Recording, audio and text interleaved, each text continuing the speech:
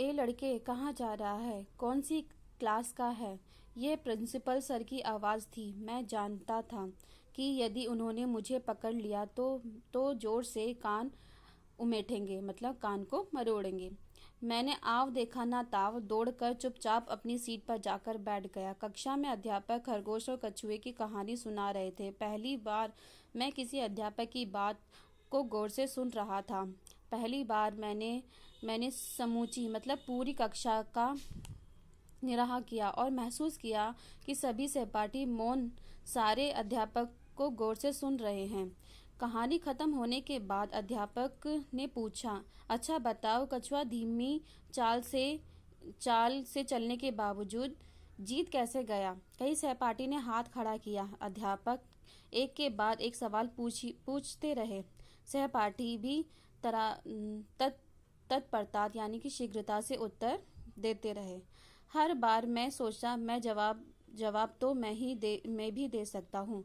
अध्यापक ने श्याम पट पर लिखा, कहानी में आए खरगोश के बारे में लिखिए। तभी मेरे ठीक सामने बैठे साथी ने मुझे अपने पास बुला लिया। मैंने कनखियों यानी कि मतलब तिरछी आंखों से देखा कि मेरा सहपाठी उसका हस्तलेख बहुत सुंदर था, यानी कि जो उसका सहपाठी था उसका लेख बहुत सुंदर था। जो जवाब मैं सोच रहा था वह भी लगभग वैसा ही जवाब अपनी कॉपी में लिख रहा था। मध्यांतर मतलब जो हमारा लंच टाइम होता है वह यानी कि हुआ। सब अपने अपने सहपाठियों के साथ अपना टिफिन साझा यानी कि शेयर कर रहे थे। मैं चुपचाप अकेला खड़ा खजान और अजीत के बारे में सोच रहा था। तभी कुछ सहपाठियों ने मुझे इशारे से बुलाया। मैं चला गया। भूख तो लगी ही थी। सबने अपने टिफिन में से कुछ न कुछ खाने को दिया। खाना खाने के बाद हम सब एक दूसरे का नाम पूछ रहे थे, गांव का नाम पूछ रहे थे। 5वीं घंटी में दूसरे अध्यापक आए, 6वीं घंटी में तीसरे अध्यापक और 7वीं घंटी में चौथे अध्यापक आए। मैं तो धरा ही बदल गई। आज पहली बार मैं इतनी देर कक्षा में रुका था। सभी अध्यापकों को ध्यान से सुना था। एक एक वाक्य उपयोगी लग रहा था। मैंने सोचा, इतने साल, इतने दिन कितनी बातें अनसुनी की क्यों? आज पहली बार छुट्टी का घंटा अपने कानों से सुना। धीमे कदमों से घर की ओर लौटा। पहली बार वक्त पर घर पहुंचा। मुंह हाथ धोए, खाना खाया, स्कूल बैग को खाली किया, बैग धोया।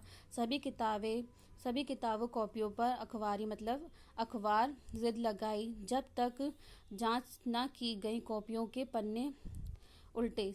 खुद पर बहुत गुस्सा आया। मन में ठान लिया कि अब मन लगाकर सुनना है, मन लगाकर पढ़ना है, मन लगाकर लिखना है। सवालों ने झूना है। कक्षा में सबसे पीछे नहीं, आगे बैठना है। बस फिर क्या था? मैंने पीछे मुड़कर नहीं देखा। खजान और अजीत मेरे दोस्त बने रहे, लेकिन कक्षा से बाहर। कक्षा में मेरी सीट बदल गई। धीरे धीरे मैं भी कक्षा का गंभीर छात्र बन गया।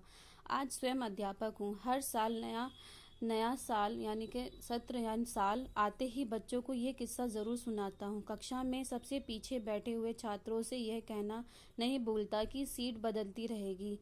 आज जो आगे बैठे हैं कल वो पीछे बैठेंगे।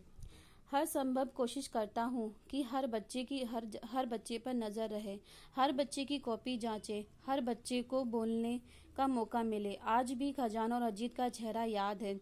एक बात बार बार याद आती है, मुझे परेशान करती है। यदि उस दिन खजान और अजीत स्कूल ना आए होते तो मेरा क्या होता?